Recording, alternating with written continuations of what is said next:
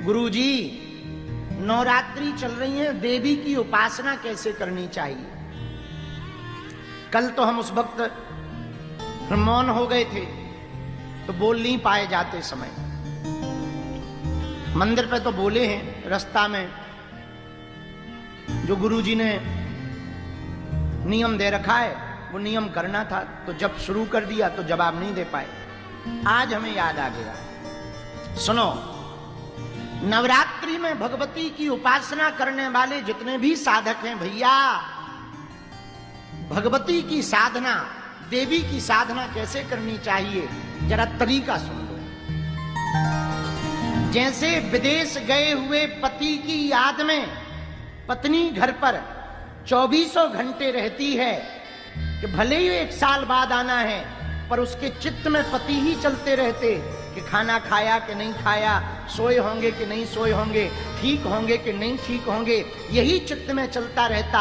वैसे ही देवी के साधक को पूरे जीवन भर भगवती के बारे में चिंतन करना चाहिए कि हमारी माँ कैसी होगी, हमारी माँ दिखती कैसी होगी, हमारी माँ जब हमें दर्शन देगी तो कृपा कैसे करेगी। जैसे प्रेम के प्रगाढ़ता में पड़े हुए प्रेमी और प्रेमिका एक दूसरे को स्मरण करते हैं, वैसे ही साधक को अपने आराध्य का स्मरण करना चाहिए।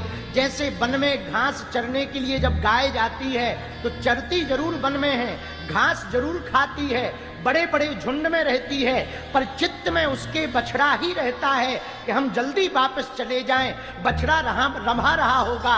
और जैसे ही शाम को वापस आती है तो बड़े बड़े पेड़ों की लकड़ियों को तोड़ती हुई वो बछड़ा के पास दौड़ी चली आती है। वैसे ही साधक को अपनी आराध्या के प्रति समर्पित होना चाहिए।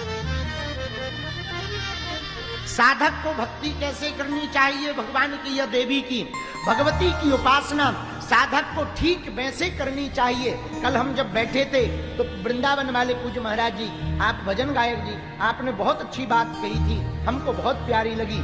आपने कहा जैसे पनहारनी जब पानी भरने जाती है, पानी भर करके आती है तो रास्ते में सहेलियां मिल जाती हैं, बातें सहेलियों से करती है, लंबी लंबी बातें करती है, हाथ मारती है, लेकिन उसका चित्त मटका पर रहता है कहीं ये गिर ना जाए। वैसे ही साधक को संसार में रह करके सब बातें करनी चाहिए, सब कुछ करना चाहिए, पर चित्त तो भगवती के चरणों में ही रहना चाहिए। चित्त तो आराध्य के चरणों में रहना चाहिए। चित्त, हमारा मन परमात्मा के ही, भगवती के ही चरणों में रहना चाहिए। बोलो सीताराम, जोर से बोलो और जोर से बोलो।